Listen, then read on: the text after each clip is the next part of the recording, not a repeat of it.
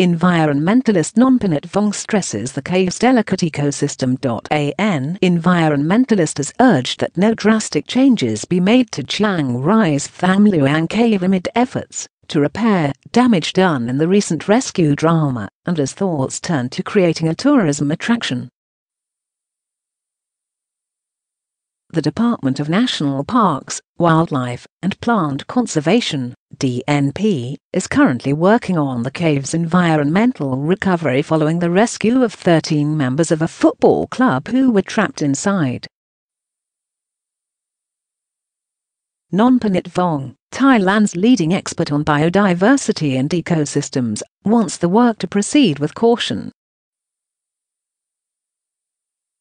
The cave in the Tham Luang-Khun Nam Nang non-forest park has a delicate ecosystem that could be affected unintentionally despite the department's noble goal, resulting in irreversible damage and even the extinction of some resident species.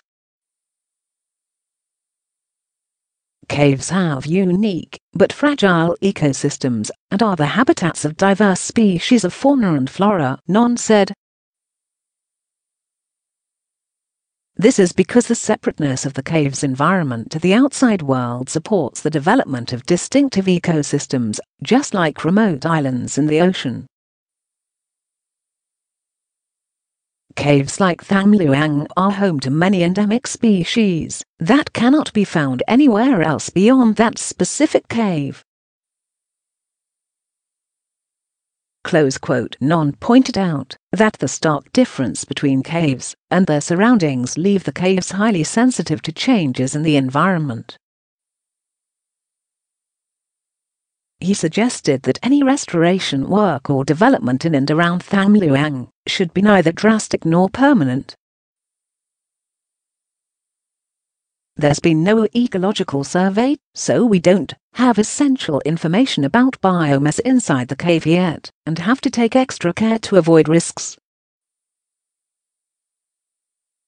We could unintentionally wipe out unique unexplored species, he said. DNP Deputy Director General Chong Klai Thorn said preservation of the cave's ecosystem had a high priority in the effort to restore the natural environment following the rescue operation, which saw hundreds of people and tons of equipment coming and going every day for 2 weeks.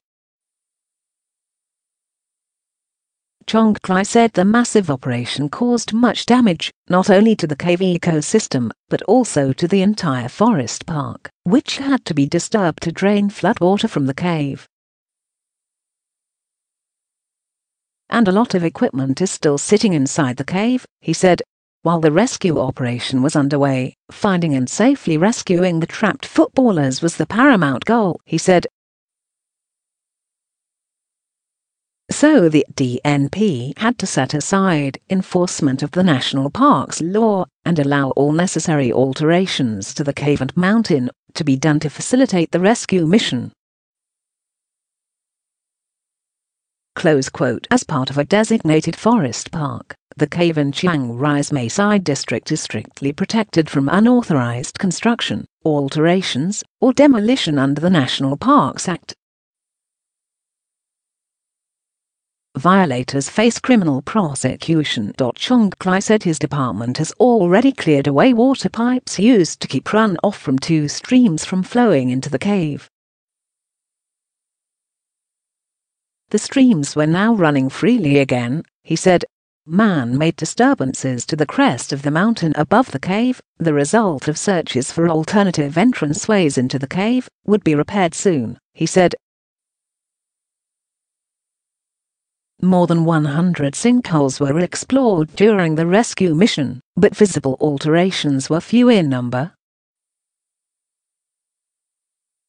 Chong Klai admitted, however, that the extent of damage to the cave interior was still not known, because right now the cave is flooded again. We have to wait until the cave is dry, and we can safely access it again, to survey the damage and retrieve the leftover equipment. While proposals are being considered to develop Tham Luang Cave as a tourist attraction, environmental preservation remains the most important task, he said. The database of the Natural Resources and Environmental Policy and Planning Office indicates that Tham Luang is a semi-dry karst cave, normally flooded during the rainy season, but dry and accessible at other times of the year. In terms of geological significance and ecosystem fragility, it lists Tham Luang as a highly endangered but high-value natural attraction.